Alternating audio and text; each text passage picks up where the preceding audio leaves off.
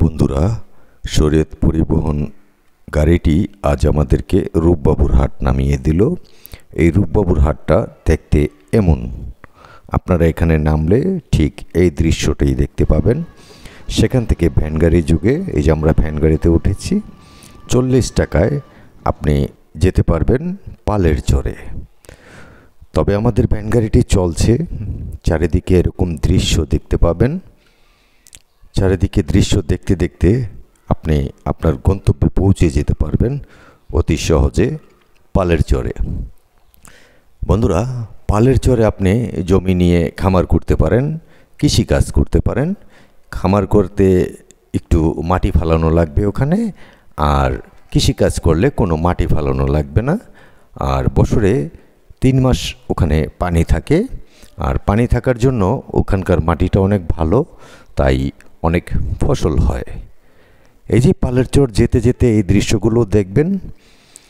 যা বলছিলাম যে অনেক ফসল হয়, আর ফসল বাম্পার ফসল হয়। পেঁয়াজ, রসুন, ধনিয়া, সরিষা, কালিজিরা। এই কথা বলতে বলতে আমরা পালের চরে এসে পড়লাম বাজারে। পালের চর বাজার এটা, কিছুক্ষণের মধ্যে আমরা খেয়াপাড়ি দিব। তবে আমরা চলে যাচ্ছি খেয়াঘাটের দিকে। খেয়াঘাটটা দেখতে এমন ভালো লাগবে আপনাদের দেখে। এখানে এসে কিছুক্ষণের মধ্যেই ট্রলার পেয়ে যাবেন। এইগুলো দেখছেন মাছের ট্রলার। এখানে একটি মাছের আড়ত আছে, সেটা পদ্মার মাছের আড়ত। এখানে মাছ ডাকে বিক্রি হয়, আপনি নিলে কিনে নিতে পারেন এখান থেকে, অরিজিনাল পদ্মার মাছ। আর আমরা এই ট্রলারটিতে করে যাব। এই ট্রলারটি আজ আমাদেরকে পার করে দিবে সেই পালের চরে। আর বন্ধুরা, ওখানে 4টি চর আছে, 4টি চর মিলে একটি চর।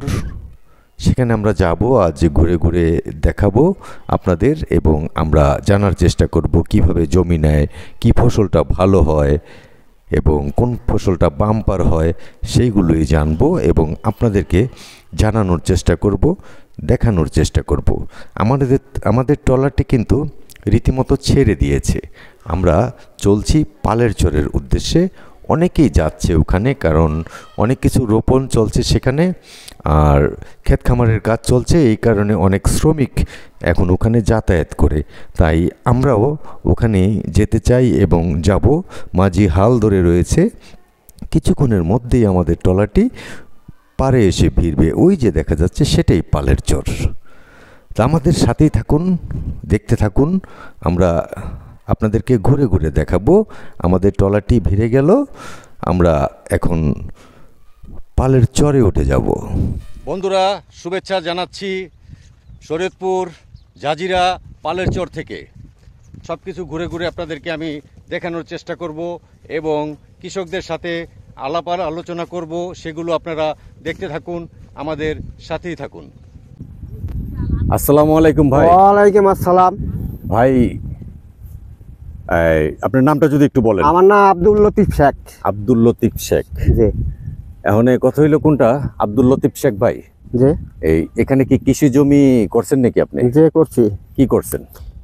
করছি মরিচ বুনছি, জিরা বুনছি, ধনিয়া বুনছি, মেথি বুনছি, সরষা বুনছি, হ্যাঁ, আর মটর বুনছি, হ্যাঁ, কালাই বুনছি, কলই বুনছি।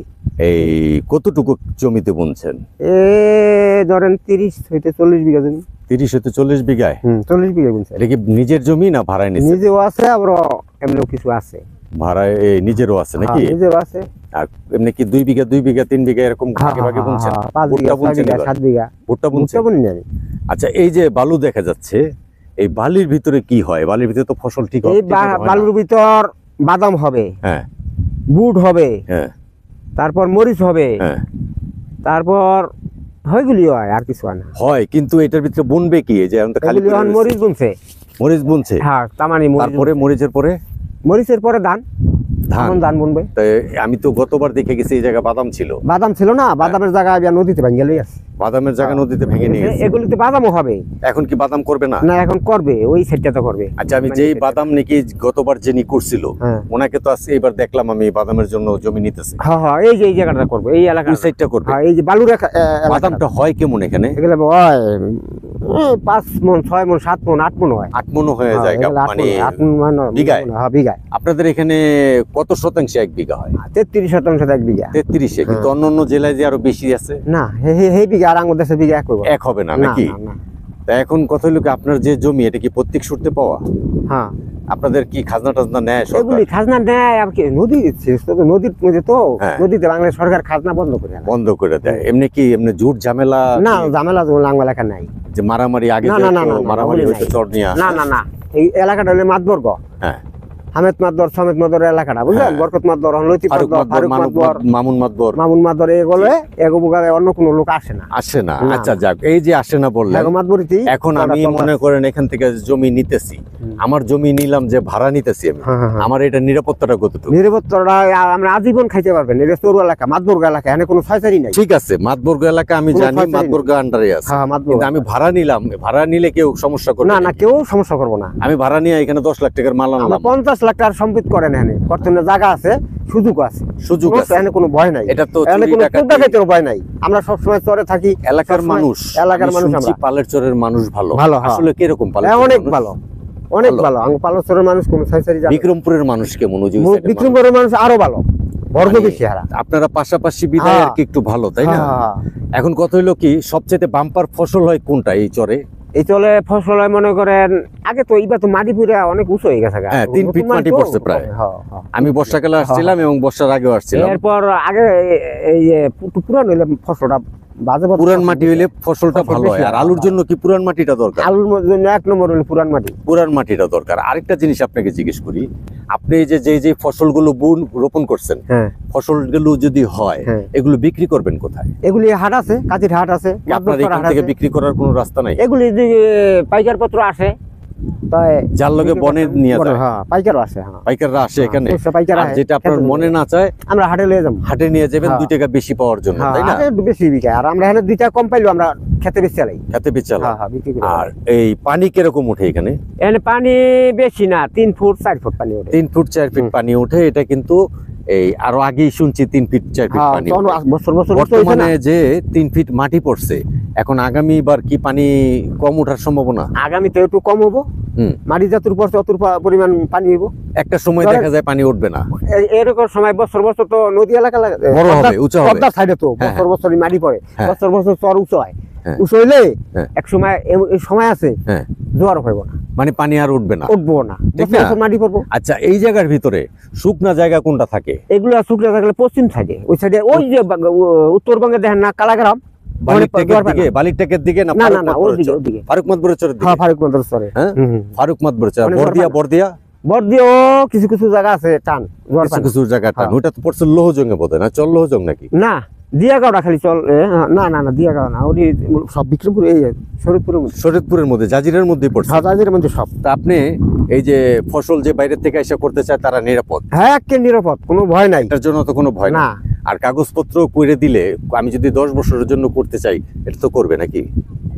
মানে 10 বছর পর স্ট্যাম্প করবেন। হ্যাঁ, স্ট্যাম্প নিবেন, জি, স্ট্যাম্প করবেন, 10 বছর পর্যন্ত খাইবেন। হ্যাঁ, আজীবন খাইয়ে দিতে পারবেন আপনি, মানে এমনি কোনো ডিস্টার্ব করবে না? কোনো ডিস্টার্ব নেই এখানে। আচ্ছা, এই আরেকটা কথা লাস্ট আমি জিজ্ঞেস করি আপনাকে, সেটা হলো এই মাতবররা এই জমি নিজেরা করে না কেন? এত জমি হারা করতারে, হারা জায়গা জমি চয়, হারা মানুষ দা করে, খাজনা কুনা লাগায়, বছর মানুষ, গরিব মানুষ বেঁচে থাকে। আর আরেকটা, সেটা হলো এই 100 বিঘা জমি যদি আমি চাই, 100 বিঘা জমি তো কারো নাই বোধ হয়। 100 বিঘা একটা মালিকের তো নাই। আছে, মাতবর আছে, ভাই ব্রাদার মিললে সম্ভবত আছে। একজনের আছে 100 বিঘা জমি, একজনের আছে। এই মাতবর আছে বরকত নদীর 300-400 বিঘা। একজনের নাকি তার পরিবারের? হ্যাঁ, নিজেরই। হ্যাঁ, এক বাপের এক ছেলে। ও আচ্ছা। আর জমিটা তো কোনো ভাগ নাই, 5টা ভাগ হইতো। 5 জন থাকলে এটা 5টা ভাগ হইতো। হ্যাঁ, আছে জমি। আচ্ছা, যাক, এই যে আপনি এই কথাগুলো বললেন, আপনার কাছে কথাগুলো শুনে ভালো লাগলো। আর কথা হইলো কোনটা, বরকত নদীর যে 500 বিঘা জমি আছে, আর বাপ দাদার গেলে তুমি সম্পত্তি। আচ্ছা, আর আরেকটা কথা বলি দাদা, গরু পালাটা এখানে কিরকম? গরু পালা ভালো, আমরা তো গরু পালি। গরু পালা কি লাভবান? গরু পালা কি লাভবান? হ্যাঁ, লাভবান, অর্ধেক লাভবান। আপনার গরু কয়টা আছে? আমার আছে গোড়া 12। 12টা আছে। হ্যাঁ, হ্যাঁ, 12টা। তা দুধের গরু আছে কয়টা? দুধের গরু আমি কম পালি, একটা দুইটা আছে। এটা কি কুরবানির জন্য বানান? কুরবানির জন্য বেশি 5টা আছে। এইবার কুরবানিতে বেচছেন দুই একটা? এবার বেশি দুইটা, তিনটা বেশি, চারটা বেশি। চারটা বেচছেন কত? চারটা ধরেন 5 লাখের মতন বেশি। নিয়ে বেচছেন না বাড়ির থেকে বিক্রি করে ফেলছেন? আড়ে নিয়ে বেশি, বিক্রমপুর নিচ্ছি লোহজন বাজারে। লোহজং বাজারে বিক্রি হয়েছে ভালো। তা এটা কি দেশি গরু নাকি ক্রস? খরচ ক্রস। এই যে আপনি বেচছেন, এটা কি বছরে একটা টাকা আসলো? ধরেন আমি এখন কিনলাম, হ্যাঁ। আমি এখন 4টা কিনে লাইছি। হ্যাঁ। 4টা মনে করেন কি ইদানিং কিনছেন? সপ্তাহ গত একটা আর এই গেছে, এই কালকে আনছি দুইটা। কোন হাটেতে? কাজিরহাট থেকে কিনছেন? একটা দুইটা আনছি কাজিরহাটে লাউ খয়ে, মাতবর চড়াতন দুইটা আনছি 1,70,000। আচ্ছা, ওখানে ওই হাটে তখন কালকে গেছি, এখানে একটু দাম বেশি, এই দুইটা 2 লাখ বিঘা ওই হাটে। তারপরে এই গরুগুলো আমি অনেক কুরবানি পর্যন্ত পালমু, আল্লাহ রহমতে ডবল ব্যবসা হইব। কি খাওয়ান এগুলো? এগুলো এই যে কাঁচা ঘাস, মানে এই যে চরের ঘাস? হ্যাঁ, চরের ঘাস। আর চরে ছাড়বেন না গরু এখন নাকি? না, এখন সারা পাল্লা না, জিরাত না, চরে বাঞ্জা পাল্লা। এখন তো ফসল করতেছে, এর জন্য আর হ্যাঁ, ছাড়া যায় না। না। গরু কোন সময় চরে ছাইরা পালা এই যায়? সারা পাল্লা এই জিরাত উঠলেই, এই মাল এই যে যেই ফসল আছে, ফসলটা উঠে গেলে উঠলেই আবার নতুন ঘাস হইব। হ্যাঁ। গরমে ছাট পড়লে হ্যাঁ। ওই ঘাস খাইয়া পুরাই তার না চরে। আচ্ছা, যাক, আপনার সাথে কথা বলে অনেক ভালো লাগলো, অনেক মজা লাগলো। এখন কথা হইলো কোনটা, যে ভাইয়ের নামটা জানি কি? ভাইয়ের নাম? আমার নাম আব্দুল লতিফ শেখ। এখন সাবেকে আপনার বাড়ি কোথায়? আমার অরিজিনাল বাড়ি সাবেকে, ওই যে বালেশ্বর বাজার দক্ষিণে। নেটওয়ার্ক আছে না, নেটওয়ার্ক, যে নেটওয়ার্কের লগে আপনার বাড়ি। এখন কথা হইলো কোনটা, গরু পালেন, গরু পালি। হ্যাঁ, ফসল করেন? আমি ছোটবেলা তো গরু পালি। আর ফসল করেন কতদিন যাবত? ছোটবেলা তো করি আমি, আমি অন্য কোনো কাম জানিও না। ফসল করে আপনি লাভবান? লাভবান, আমি অনেক লাভবান। লাভবান। হ্যাঁ। এবার কি ফসলটা বেশি বুনছেন? আমি এবার মটর বুনছি 10 বিঘা, হ্যাঁ। জিরা বুনছি 8 বিঘা, হ্যাঁ। মরিচ বুনছি 2.5 বিঘা। হ্যাঁ। 2.5 বিঘা মরিচ। এখানে নাকি মরিচ ভাঙার জন্য লোক পাওয়া যায় না? লোক এই যে সাপ আসলো না চরে, ওই রাসেল ভাইপার সাপ ছিল, এর জন্য ভয় আসে নাই? লোক আসে না, নাই তো চরেই তো কাজ এখন। আচ্ছা, আচ্ছা। চরে তো উন্নত জায়গা, এবার তো আর রাসেল ভাইপার নাই গা, তার পানি এবার আমরা এবার আমার ফসল সামনে উড়াইতে পরে পারবো, ফসল উড়াইতে পারবো। পারবো হ্যাঁ? ইনশাআল্লাহ পারবো, আল্লাহ যদি সবই দেয়। লাভবান। হ্যাঁ, আপনি ইনশাআল্লাহ পারবো। আরো লাভবান হন, আমরা দোয়া করি, আশা রাখি ভালো থাকেন, সুস্থ থাকেন। এবং আমি জি, আমার এই চরে খাইতা জি, আমার বছরে 5 লক্ষ টাকা ইনকাম আছে। বছরে 5 লাখ টাকা ইনকাম আছে এই চরে? আচ্ছা দিয়া, আমার চরে। এখন আপনার টাকা তো আর আমি নিয়ে যাবো না, আপনার কথা আপনি বললেন, তাই না? হ্যাঁ। আপনার টাকা তো আর আমি নিয়ে যাবো না, না, না, না। আমরা দিয়েও দিবেন না। এখন কথা হইলো কোনটা, আপনি যেটা আয় করছেন এটা আল্লাহ খুশি হয়েছে, আপনি আল্লাহ মিথ্যা খুশি। কথা বলেন না, না, নাই। সত্য মিথ্যা কথা বলেন নাই। মিথ্যা কথা বলুন কে এখন? সেটাই। যাক, আপনাকে যে সত্যি কথা বলার জন্য অনেক ধন্যবাদ। এখন কথা হইলো কেউ যদি আসতে চায়, আসুক, তাদের মন ইচ্ছা মতো আসবে। আসলে আমার তো আমরা ভালো, জোর করে আমার তো আনবো না। ভালো লাগে। হ্যাঁ। আমার দেশটা জানি সৌন্দর্য হয়, রাইট। আমি এটা চাই, আমার দেশটা জানি সৌন্দর্য হয়, আচ্ছা, নোংরা জানি না থাকে। এটাই আই ভাই, এটাই বলা আছে আপনার?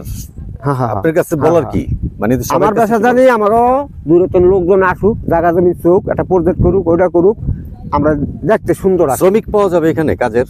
কাজের আমার দেশের লোক পাওয়া যায় বাইরের না। বাইরের বাইরের লোক আইছে আমার দেশে, বিভিন্ন দেশের লোক পাওয়া যায় তো? বিভিন্ন মাসে বাবু দেখেন না, পালস্তর বাজার ভরে জায়গা। আচ্ছা, ঠিক আছে, তাহলে সবকিছুই আপনার থেকে জেনে নিলাম। আবার কোনোদিন আপনার ফসলের ক্ষেতে এসে দেখা হবে আপনার সাথে আমার। আচ্ছা, আচ্ছা, আসসালামু আলাইকুম। ওয়ালাইকুম আসসালাম, ঠিক আছে।